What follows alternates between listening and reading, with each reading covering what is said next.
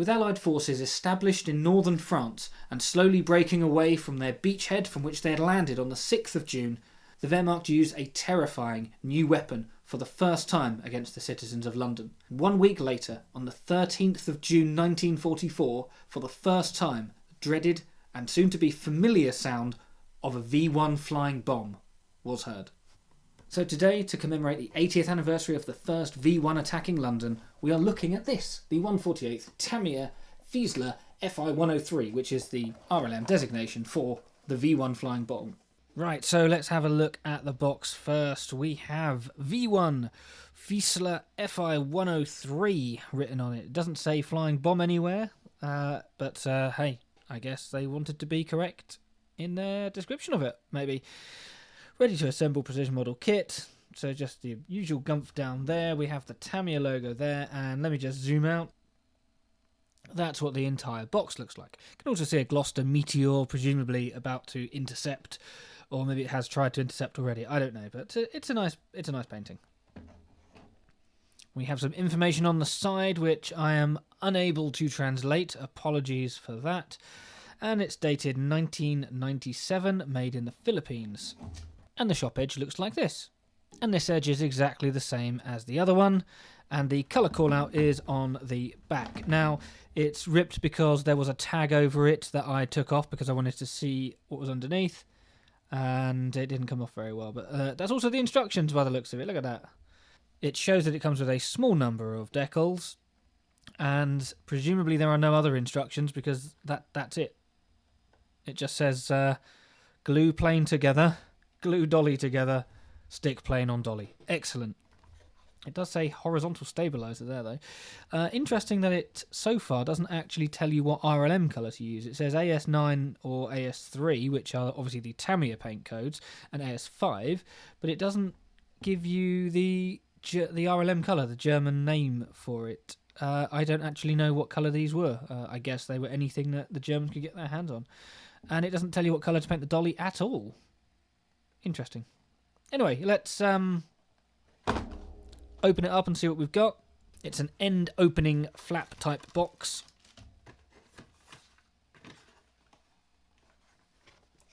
We have some important information.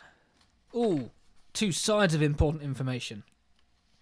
Nothing else. What does it actually say anything decent? Read instructions. Do not stick in bum. Do not poke eyes with plastic parts. No, usual stuff. And then we have separately sealed. I'm going to leave them in their bag for now, but we have some decals. Ooh, they're green. Green there. Some red. Some white. I didn't realise the stenciling would have been in green, but there we go. A few decals. Decals. I don't know why I said it like that. A few decals. And then we have one bag, separately sealed from the rest of it, of plastic parts. Right, it says Tamiya on the top left. We have half of the, do you call it a fuselage?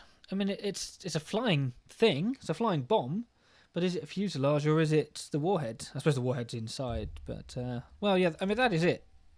That is the entire thing. There's the engine intake. Beautifully moulded, though. Look at that. The detail on this is fantastic. There's the dolly. They are the wings. And I mean that is it. There's what, 13? It's 13 parts. However, there are duplicates of some of them. So there's 2 part 4s, for example, and there's 4 part 13s. But I mean that is it. That is the entire kit. Obviously, there's no interior detail because you don't need any. I mean, you've got a tube that you can see down, the exhaust, and that is it. You've then got the engine intake. There is nothing else that you would see on this aircraft, so no interior detail needed. Nice and simple. And if you're wondering how much this would set you back for one sprue of parts, it's about £10. I paid £10 exactly for this from Hobbycraft, which is a big store here in the UK that do craft stuff and the occasional scale model stuff, and they have a reasonable selection of Tamiya, but I saw it and then, well, couldn't help myself but buy it, especially given the 80th anniversary of the first use of the V1 being this year. But you can pick this up with a bit of a discount in some shops, so sort of $8.99 seems to be the lowest regular amount that I can find online. So there we go. Personally, for the number of parts and the size of it, I'm okay with that. I mean, obviously I am. I bought it, but I was okay buying this rather minimalist kit for £10, so I did. Right, there really is nothing else to say about it. I mean, that is it. So, next step, I guess, is to build it. So, a quick recap of what I've said. This is a tooling date of 1997. I found a little bit on the bottom left of the sprue that confirms that, as does Scalemates. There are 17 parts in total. That's 8 for the flying bomb and 11 for the dolly, 1 decal scheme, and an RRP of £9.99. I would usually say at this point that my build videos don't show me gluing every single part to every single part, they just give an impression. But with only 17 parts, I don't really save much by cutting anything out. It really is this simple. You start off with the, I'm going to call it a fuselage, I've decided, which has the bomb. Not the bomb, it is a bomb, you idiot. It has the engine, the pulse jet, moulded on top. There is an intake at the front, as in an intake piece, which I'm going to glue on later. Other than that, it is just a tube, so there's nothing on the back. It makes sense, these pulse jets are very, very simple technology, so there wouldn't be anything that you can see anyway. I don't think you need any detail, it's a very small hole. The wings have this clever little system to make sure you get them the right way round. The port side has 2 additional locating pins, but the starboard side only has 1. I don't actually know what happens if you do glue the wings the wrong way round, but I assume the plane flies backwards. And boy, what an embarrassing case of friendly fire that would be. The assembly then continues with the control surfaces. I suppose you'd call them the tail surfaces, but I mean, it's the only control surfaces it's got. It's just the rudder's already moulded on.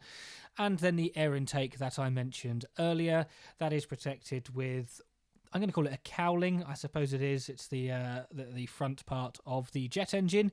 And that concludes the 8-part V1 element of this kit.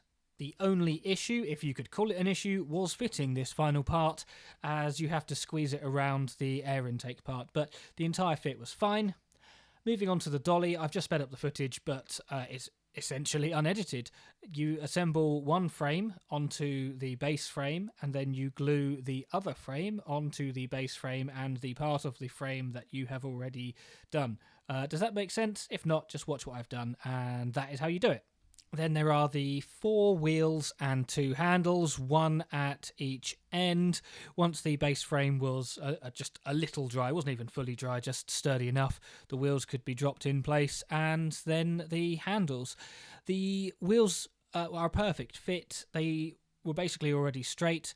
I did try to make sure that this dried upside down, make sure that the wheels were perfect. Honestly, you could have just put this straight down on the wheels like I tested it here, and it would be fine. The fit in this entire kit is absolutely fantastic. It's also important to assemble the handles when the wheels are on the ground, just to make sure that they sit at ground level as if they've drooped. You don't really want them sitting up.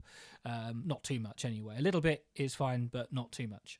There is a rough guide on the bottom of the V1 and the front frame section as to how this sits on. Not entirely sure where it'd be placed, but it feels about natural here. I guess it doesn't really matter. The entire thing was then primed with Tamiya grey primer just from a rattle can, and then the painting can occur. So this is the Hitaka blue line, so it's meant for brush painting, but you can easily thin it and put it through an airbrush, as you can see here. It's going to sound maybe a little bit arrogant, but I did a little bit of research as to what colour I thought it could be, and I disagreed with a lot of it. A lot of other kit manufacturers include RLM65 in the paint instructions and 71, but from my understanding, RLM65 was more or less gone by this point because they couldn't get the minerals for the blue tint, so they replaced it with RLM76, which is a little bit greyer. I thought this personally would make more sense. I want to just again state I don't actually know, but I'm going on gut instinct that I feel RLM76 looks more appropriate. But of course, if you know any better, let me know. And of course, you may disagree. You may think the paler blue would, not the paler blue, the bluer blue would look nice. Anyway, onto the frame. There are no painting instructions for this whatsoever. I am led to believe it would be grey, again from some other research that I've done. I thought RLM 66 would make the most sense. It's just a generic black-grey. It was used at this time in the war for interiors because it wasn't as bright and horrible as RLM 02, which pilots had complained of earlier in the war. So realistically, any factory would have stocks of this because it was used universally around Luftwaffe aircraft. RLM 71 is another colour which probably was available in some sort of supply at this point. However, you see it go out of frontline service. I don't imagine they would have been painting loads of flying bombs in a colour that they clearly didn't have significant stocks of. However, later colours like RLM 83, which is what I chose here, which at around the same time as RLM 76 was coming in, so we're talking spring, summer of 1944, would have been a colour used on the top of aircraft as well. Unsurprisingly, there's not particularly good records on exactly what colours they painted these things. I mean, they were one-use only devices. They were just painting bombs, so I imagine they would have used any paint available. Which is all a very long and fancy way of saying, I don't know, I made it up and had these next to me, so, like it, hate it, do what you want. Anyway, the pattern, I'm not even going to call it a camouflage pattern, it's just paint on top, paint on bottom. It was free-handed. I wanted it to look a bit rough. Again, these were not built with care. These were not painted with care. You just want it green on the top to stop it being seen easily and bluey-grey on the bottom to stop it being seen easily. Simple as that. Nice. Easy. That's what I did. The entire thing was then gloss varnished, ready for the decals, which were printed very nicely. Tamiya sometimes get a bit of a bad reputation for rather thick decals. I didn't have a problem with these at all, and you may notice that there's actually more of these than there are parts of plastic. There are up to numbers 20, but due to duplicates, I believe there are 26. You can always go back and pause it and count it. If I were more professional, I would, but I'm not going to. There are essentially these green ones which go on the blue area of the aircraft, and then there are either white or black or one red one which go on the green or just near access ways, hatches, that sort of thing.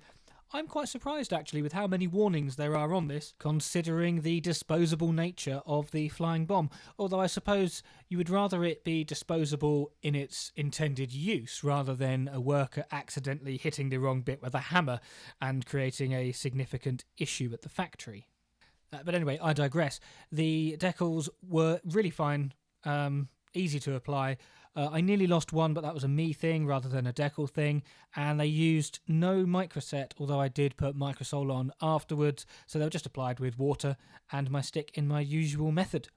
A quick note about the paint finish as well. You see that I've gone for a fairly mottled effect. There is no other colour there, it is just the green. I just wanted it to look like paint had been slapped on rather carelessly and potentially unprofessionally. It's just get some green on top. It's not let's make this look really good. There is a small patch on the port side underneath the engine which is slightly thicker shade of green, which you'll see at the end, which started out as a bit of an error. I just, by holding it, took a tiny bit of paint off some of the detail. So I brushed over it, but I brushed it to make it more or less match where the panel was. So we could say that maybe the panel was taken off of a different aircraft as it was being produced, something like that. But as long as it doesn't look overly weathered or overly pristine, then that's fine. These things would have been produced, sat outside for a little bit, maybe a few days, and then launched. They wouldn't get the chance to be covered in oil everywhere, and I didn't want this to make it look like it had even been fired up yet. The dolly, however, as you can see here, I am weathering. Yes, I know, every now and again I do some weathering, whatever. Some simple dry brushing of some brown and some cream, just to try and make it look a little bit like the wood is starting to show through, or the paint maybe wasn't that carefully applied. So it's just slapped on and then smudged with a little bit of water just to try and blend it a little bit. And that was it. Then everything was coated in matte varnish, and voila, we have a V1 and dolly. So all that remains is to see the finished product. I managed to slap this together in a weekend, and that was a weekend with a break down the pub. It basically took under an hour to glue the main bomb together, about an hour to do the dolly, and then just a little bit of painting. Like I say, I didn't want too much weathering. I had always steered clear from German aircraft because of the lack of airbrush in my life until last year when I finally bit the bullet, and so I've been dying to get at something like this with an obviously airbrushed, preferably mottled effect. So there will be a few more German things, spoilers, on the channel because they're the obvious things to really test on. And I really like the paint finish on this.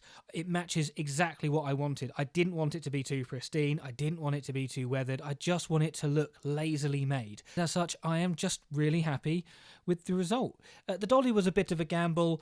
I'm not particularly good at making things look like they're worn and battered. It's not my forte, but the dolly gave me an obvious way of practicing that because the dollies would have been recycled. It seems obvious that they wouldn't be pristine. I also want to note that a V1 is not something I would normally have jumped to make. I've been aware of the V1, obviously. I'm a bit of a history nerd, this is my area of expertise. But also I grew up in southeast London, and there are areas of the neighbourhood which had gaps. Victorian houses which just stop, and then there's a newer development, and then Victorian houses carry on. And so I knew from an early age what had caused those. And it must have been truly horrifying, not to hear the sound of a V1 necessarily, but definitely to hear the engine cut out. I think sometimes it can be a bit too easy for us, 80 years down the line, to go to a museum, look at these things and go, oh, that looks nice, that looks cool, oh, look at the way that is shaped. But we should also remember that these were items of war, and I don't think anything summarises that so much in its appearance as the V1 flying bomb. And I do think Tamiya have done an excellent job on this kit. The fit is perfect, the shape to me looks right, it was a joy to build, easy to follow instructions. But at the end of the day, it is a kit of something truly horrendous. And it is on that unusually depressing note that I am going to end the video. But before I do, I just want to say thank you very much for watching this far. Sorry for getting heavy, but at least now you have something to think about or rant about in the comments. Like, subscribe, hit the notification bell, and you can even join as a channel member like the people on screen now who support the channel and get things like images of this model before the video goes out. So a little spoiler for everybody. And who knows, the more people that join, the more things I will offer. So yeah, there's that to think about as well. Anyway, once again, thank you very much for watching. Let me know your thoughts in the comments below, and I will hopefully see you again for another video in the future. Goodbye.